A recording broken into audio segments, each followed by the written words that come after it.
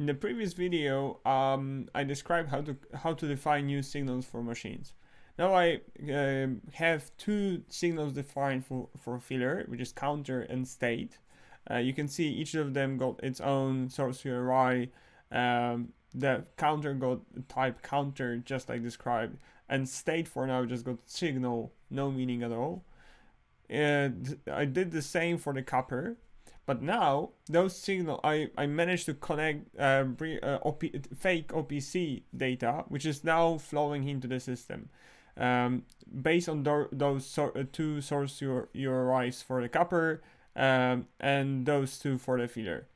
If I now go to monitoring page and open my line, you can see the line itself is still disconnected. It has not received any signal, but machines now, I can see, are getting real data. Counter now on filler is saying 9, on copper is saying 8. What I can do now is click on current to see what is the current value of the counter and what is the current value of the state, and do the same for the copper.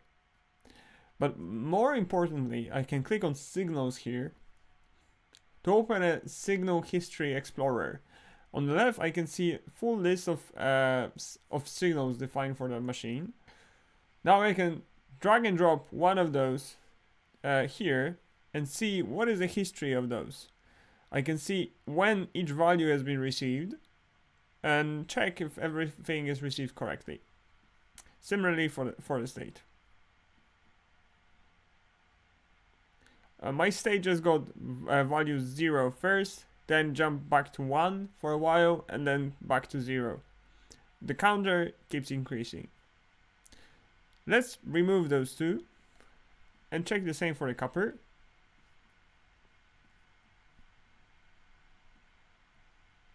Yep, both machines are getting real data. Cool. Right now, those two machines are part of the line structure, but are not part of any line flow. Flows describe how the machines are actually connected to each other. So to define a flow, I will jump to settings, go to flows, click on this line, and click on the add button. I will now add a new production flow, which I will call just default, and I will activate it and click save.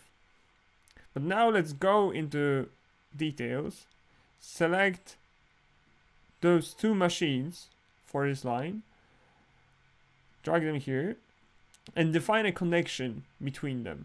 Filler will feed its products into the copper. Let's save it and see. Alright, now I have a connection between the filler and the copper.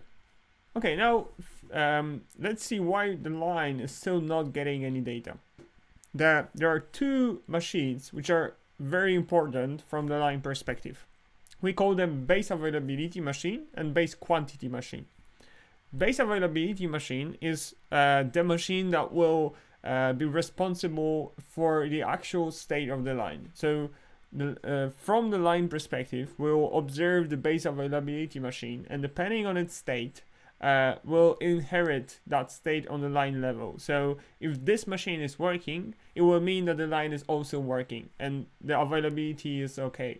But when this machine is in failure mode, it means that the line itself is also in failure. Regardless of what is the state of other machines, will care mostly about this base availability machine. The second machine is base quantity machine. So which machine we are observing in terms of the counts. If the base quantity machine produced 100 units, it means that the line itself also produced this much. We can configure base quantity and base availability machines by going again to signals and properties, but now instead of jumping into the machine level, I will just click on the line itself. Here at the top you can find two drop downs. Let's set both of them as a filler. Jump back to the line, and as you can see now, the demo line is connected, it's receiving states, and after a while it will also start receiving the counter.